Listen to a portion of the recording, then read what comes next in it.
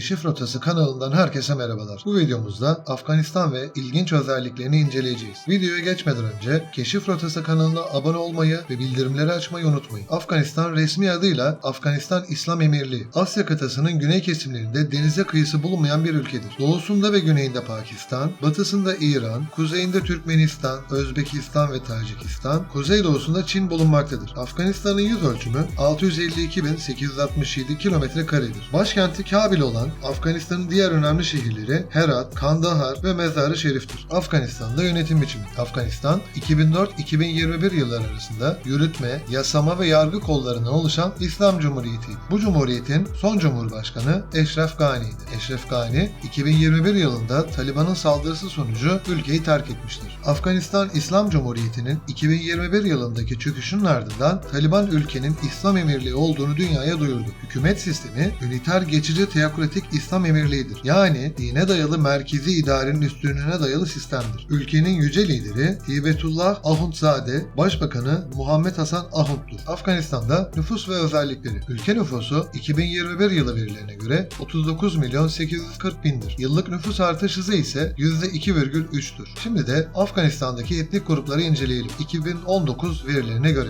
ülke nüfusunun %42'si Peştunlar, %27'si Tacikler, %9'u Hazara, %9'u Özbekler, %4'ü Aymak, %3'ü Türkmen, %2'si Beluç, %4'ü diğerlerinden oluşmaktadır. Afganistan'da din ve inanış. Afganistan nüfusunun %99'dan fazlasının Müslüman olduğunu söyleyebiliriz. Müslümanların %80-%85'i Sünni, %15-%20'si ise Şii mezhebindendir. Ülkede bunlar dışında Hristiyanlar, Budistler, Parsiler, Sihler ve Hindular da çok az sayıda bulunmaktadır. Afganistan'da dinden dönme ve dine hakaret gibi durumlarda ölüm cezası uygulanmaktadır. Afganistan'da milli gelir. Dünyanın en yoksul ülkelerinden biri olan Afganistan'ın 2021 yılı verilerine göre gayri safi yurt içi hasılası 20 milyar dolardır. Ülkedeki kişi başına düşen milli gelire baktığımızda 611 dolar olduğunu görüyoruz. Afganistan'ın para birimi Afganidir. Ülkede işsizlik oranı %13 iken enflasyon %5,1'dir. Afganistan'daki yoksulluk oranına baktığımızda %72 olduğunu söyleyebiliriz. Afganistan'da eğitim. Ülkedeki ilk öğretim sistemi iki türlüdür. 1. Camilerde din adamları tarafından verilen din eğitimi. 2. Devlet okullarında verilen eğitim. Afganistan'da ilk öğretime kadar eğitim ücretsizdir. 6 yıllık ilk öğretimin ardından 3 yıl ortaokul gelmekte olup akademik eğitime devam edilmektedir. Afganistan'da liseler ise 3 çeşittir. Bu liseler 1. Branş eğitimi, 2. Öğretmenlik, 3. Teknik meslek liseleri ve fen bilimleri ağırlıklı liseler. Ülkedeki öğrenciler liseden sonra branşlarına göre yüksek öğrenimlerine devam edebilmektedir.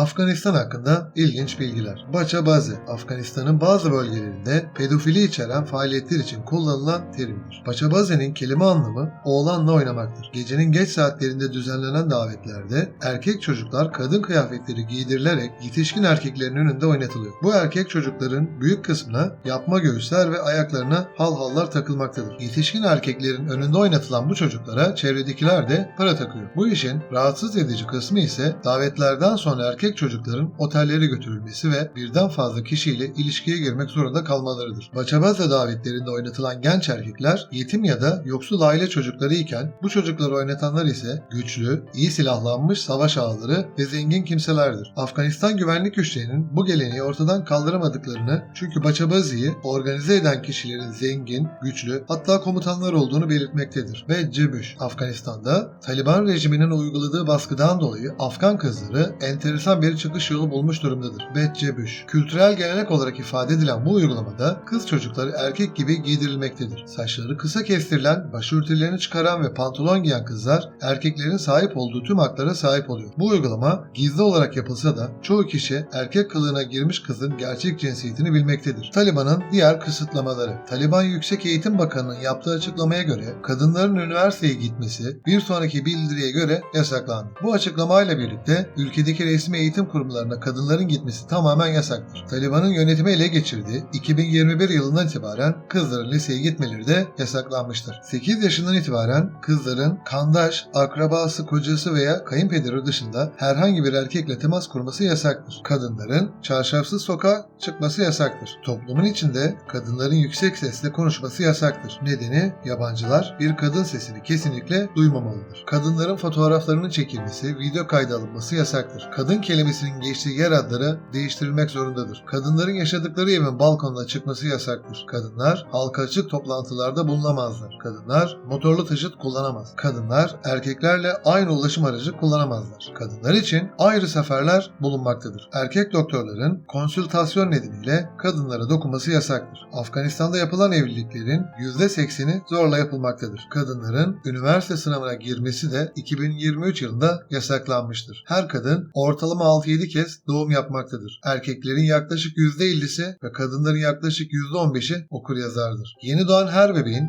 %20'si yaşamını yitirmektedir. Nüfusun %33'ü 18 yaşına gelmeden evlenmektedir. Dünyanın en büyük afyon tedarikçisi ülke konumundadır. Bu üretimden yaklaşık 5-6 milyar dolar gelir elde edilmektedir. Kadınların uçakla tek başlarına yolculuk etmesi yasaktır. Ülkede erkeklerin evlendirilmesi babanın görevidir. Çünkü baba olmadan çocuğun tek başına evlenmesi çok zordur. Zira başlık parası çok ağırdır. Afganistan videomuzun sonuna geldik. Umarım beğenmişsinizdir. Keşif Rotası kanalına abone olmayı ve bildirimleri açmayı unutmayın. Bir sonraki videoda görüşmek dileğiyle. Hoşça kalın.